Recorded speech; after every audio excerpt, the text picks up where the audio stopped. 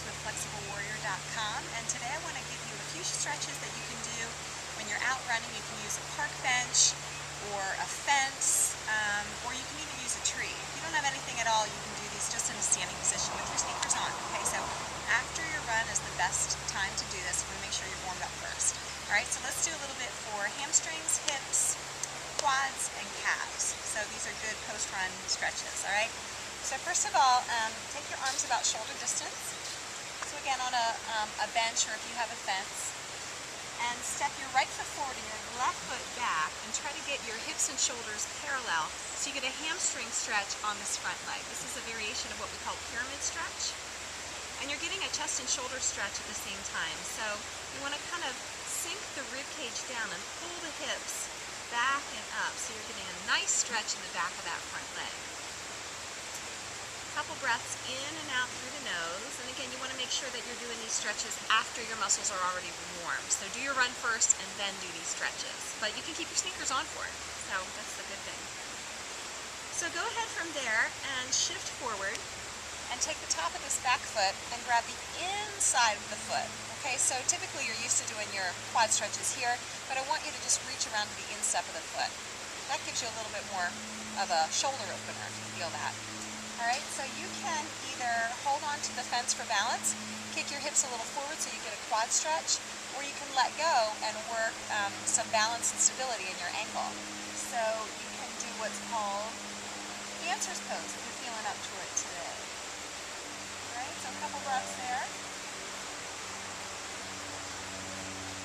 And then you can release from that, swing that leg that was behind you, bring it around and cross it over. This is a hip stretch for a standing pigeon.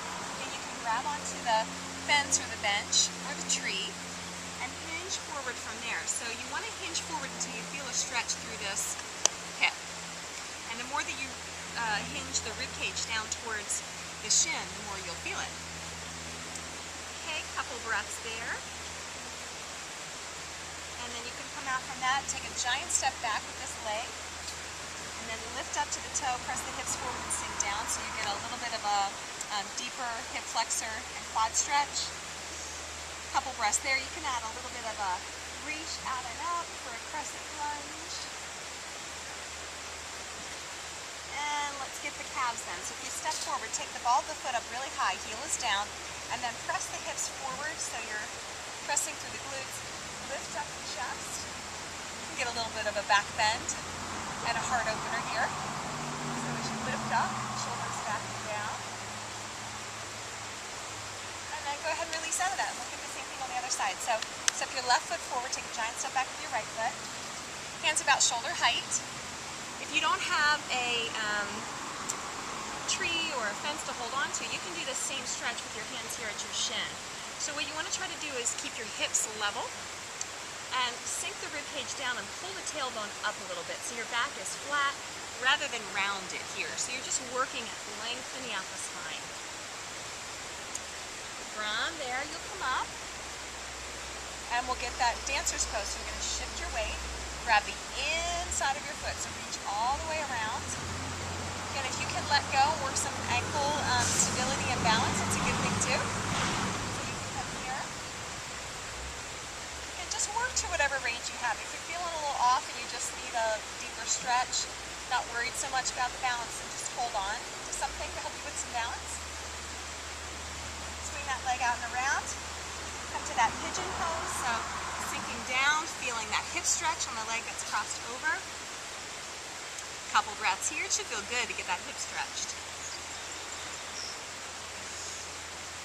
And then you can come up, take a giant step back with that leg, and lift up to the ball of the foot. So come up to the toe of that back leg, press your hips a little forward, and then sink down so you feel a stretch right through the top of your back leg, through the thigh and the hip flexor.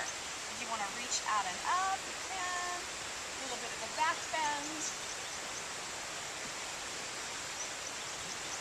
And then coming out of it, step the ball of the foot up high, as high on that wall or whatever surface you can find so that the heel is down, the ball of the foot is up.